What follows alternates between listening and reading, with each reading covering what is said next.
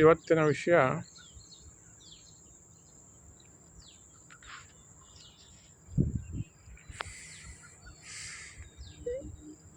Conditioning ಅಂತ ಕರಿತೀವಿ. ನಾವು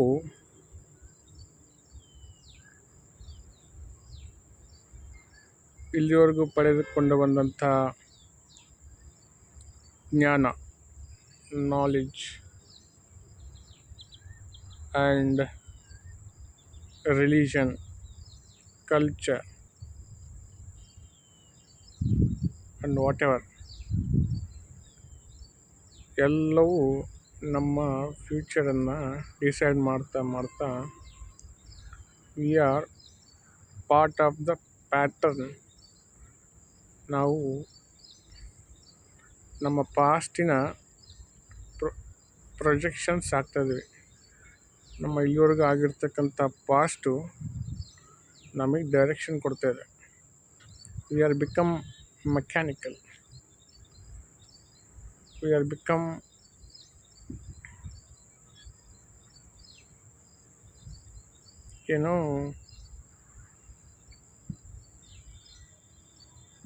ಯಾಂತ್ರಿಕವಾಗಿ ಬರುತ್ತಾ ಇದ್ದೀವಿ.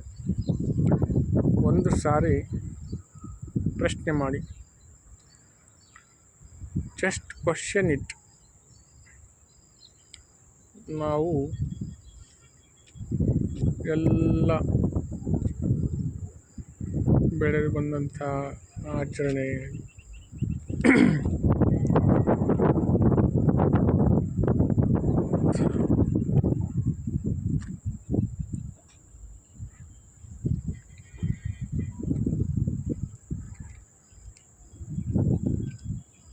ಧರ್ಮ,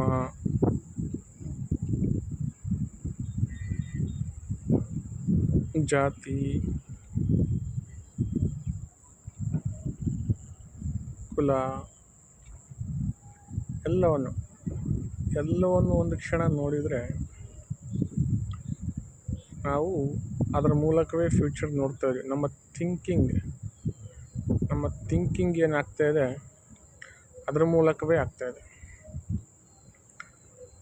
ನಾವು ಅದನ್ನು ಬಿಟ್ಟು ಹೊರ ಬರೋಕ್ಕಾಗ್ತಾಯಿಲ್ಲ. V are stuck. ಅದರೊಟ್ಟಿಗೆ ಅಂಟ್ಕೊಂಡ್ಬಿಟ್ಟಿದ್ದೀವಿ. ಅಂಟ್ಕೊಂಡ್ರೆ ನಾವು ಕಾನ್ಸ್ಟೆಂಟಾಗಿ ಸ್ಟ್ರಗಲ್, ನಮ್ಮಲ್ಲೇ ನಾವು ಸಿಕ್ಕಾಕ್ಕೊಂಡು ಕಾನ್ಸ್ಟೆಂಟಾಗಿ ಸ್ಟ್ರಗಲ್ ಮಾಡ್ತಾಯಿದ್ದೀವಿ. ಅಂದರೆ ನಮ್ಮ ನಾಲೆಡ್ಜಿಂದ ಹೊರಬಂದು ನಮ್ಮನ್ನು ನಾವೇ ಅಬ್ಸರ್ವ್ ಮಾಡೋಕ್ಕಾಗ್ತಾಯಿಲ್ಲ. We are stuck with what? The past. Stuck with what? Everything.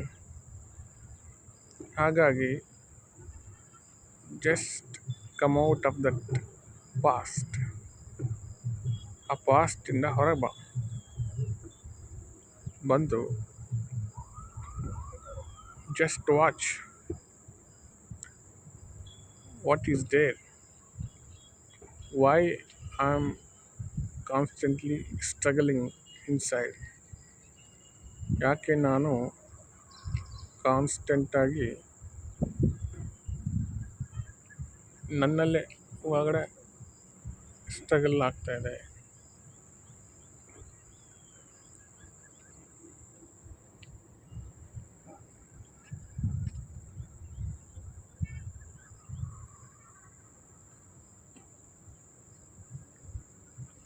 Y?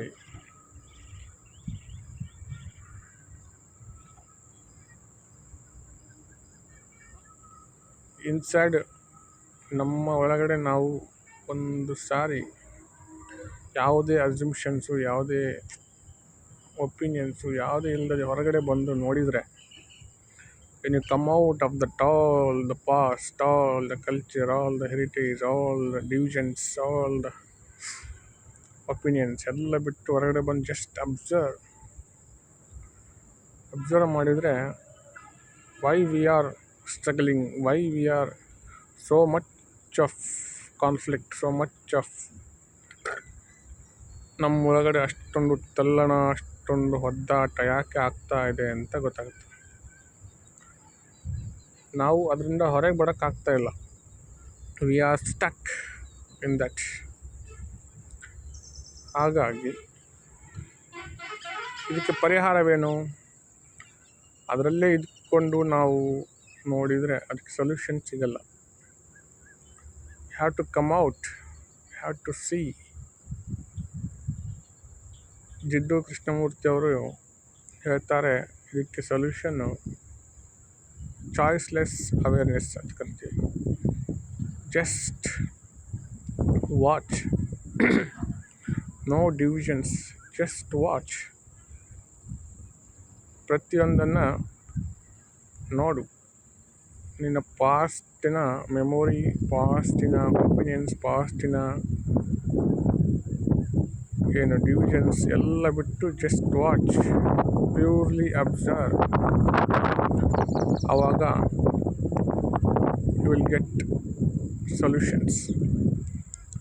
ನಮ್ಮವರು ಯಾಕೆ ಅಷ್ಟೊಂದು ತಲ್ಲಣ ಆಗ್ತಾ ಇದೆ ಅನ್ನೋದಕ್ಕೆ ಪರಿಹಾರ ಸಿಕ್ಕಿಬಿಡುತ್ತೆ. ನಾವು ಯಾರನ್ನು ಫಾಲೋ ಮಾಡುವ ಅವಶ್ಯಕತೆ ಇಲ್ಲ. ಸತ್ಯಕ್ಕೆ ಯಾವುದೇ ಆದಂತಹ ದಾರಿ ಇಲ್ಲ. Just watch. ನಮ್ಮಲ್ಲಿ ನಾನಾ ತರಹದ ವ್ಯಕ್ತಿತ್ವಗಳು ಅಡಗಿ ಕುಳಿತುಕೊಂಡ್ಬಿಟ್ಟಿವೆ. ಆ ವ್ಯಕ್ತಿತ್ವಗಳೇ ನಮಗೆ ದಾರಿಗಳನ್ನು ತೋರಿಸ್ತಾ ಇದ್ದಾವೆ. You have to break that pattern. Just come out, see from yourself. Pure observation ಅಂದರೆ ಯಾವುದೇ ಒಪಿನಿಯನ್ ಇಲ್ಲದೆ you have to watch your self.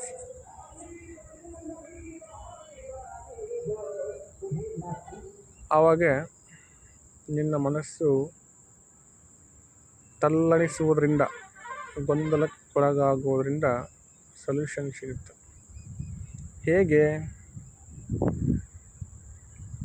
ಈಗ ಸಮಾಜದಲ್ಲಿ ಎಷ್ಟೊಂದು ಗಲಭೆಗಳು, ಎಷ್ಟೊಂದು ಜಗಳಗಳು, ಎಷ್ಟೊಂದು ಹೊಡೆದಾಟ, ಎಷ್ಟೊಂದು ಅಶಾಂತಿ, ಕೊಲೆ, ದರೋಡೆ, ಜಾತಿಗಳ ನಡುವೆ, ಧರ್ಮಗಳ ನಡುವೆ ನಾನಾ ಥರದ ಜಗಳಗಳಾಗ್ತಾ ಇರೋದಕ್ಕೆ ಕಾರಣ ಏನಂದರೆ ವಿ ಆರ್ ಸ್ಟಿಕ್. ನಾವು ನಮ್ಮ ಧರ್ಮದೊಟ್ಟಿಗೆ, ನಮ್ಮ ಜಾತಿಯೊಟ್ಟಿಗೆ, ನಮ್ಮ ಪಾಸ್ಟ್ನೊಟ್ಟಿಗೆ ಸ್ಟಿಕ್ ಆಗಿಬಿಟ್ಟಿದ್ದೀವಿ. ಅದರ ಮೂಲಕವೇ ನಾವು ಜಗತ್ತನ್ನು ನೋಡ್ತಾ ಇದ್ದೀವಿ. ಹಾಗಾಗಿ ನಮ್ಮಲ್ಲಿ ಹೊಸತನ ಬರ್ತಾ ಇಲ್ಲ. We are sticking, we are become mechanical. ಹಾಗಾಗಿ ಇಷ್ಟೊಂದು ಅಶಾಂತಿ, ಅತೃಪ್ತಿ, ದರೋಡೆ, ಕೊಲೆ, ನಾನಾ ತರಹದ ಗೊಂದಲಗಳು ಎಲ್ಲ ಏರ್ಪಟ್ಟಿದ್ದಾವೆ. ಒಂದು ಕ್ಷಣ ಯೋಚನೆ ಮಾಡಿ,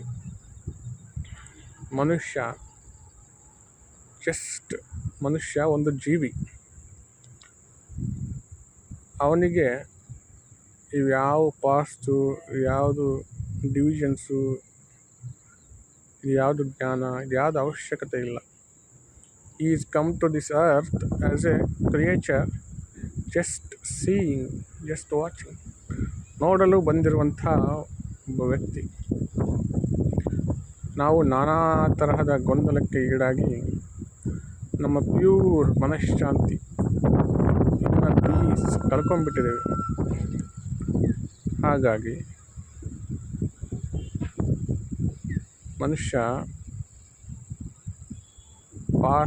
ತನ್ನ ಪಾಸ್ಟನ್ನು ತೊರೆದು ಬಂದಾಗ ಮಾತ್ರ is become new, fresh and energetic person.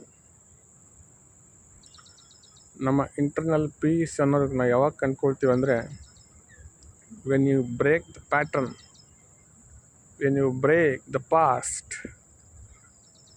When you see the beautiful nature, without judging. ಹಾಗಾಗಿ ನಿಮ್ಮ ಜೀವನದಲ್ಲಿ ಮಾನಸಿಕ ಗೊಂದಲಗಳು, ಅಶಾಂತಿ, ಅತೃಪ್ತಿ ಇದ್ದರೆ ಅದರಿಂದ ಹೊರ ಬರಬೇಕಾದ್ರೆ ನಾವು ಪಾಸ್ಟಿನೊಂದಿಗೆ, ನಾವು ಡಿವಿಷನ್ಸ್ನೊಂದಿಗೆ, ನಾವು ಒಪಿನಿಯನ್ಸ್ನೊಂದಿಗೆ, ನಾವು ಆಚರಣೆಯೊಂದಿಗೆ ಐಡೆಂಟಿಫೈ ಆಗಿರುವುದನ್ನು ಬ್ರೇಕ್ ಮಾಡಬೇಕು. We have to free from all that identified, all that ideals, all that thinkings. ಅದನ್ನು ಬಿಟ್ಟು ಹೊರಗೆ ಬಂದು ಯಾವುದೇ ಒಪಿನಿಯನ್ಸ್, ಯಾವುದೇ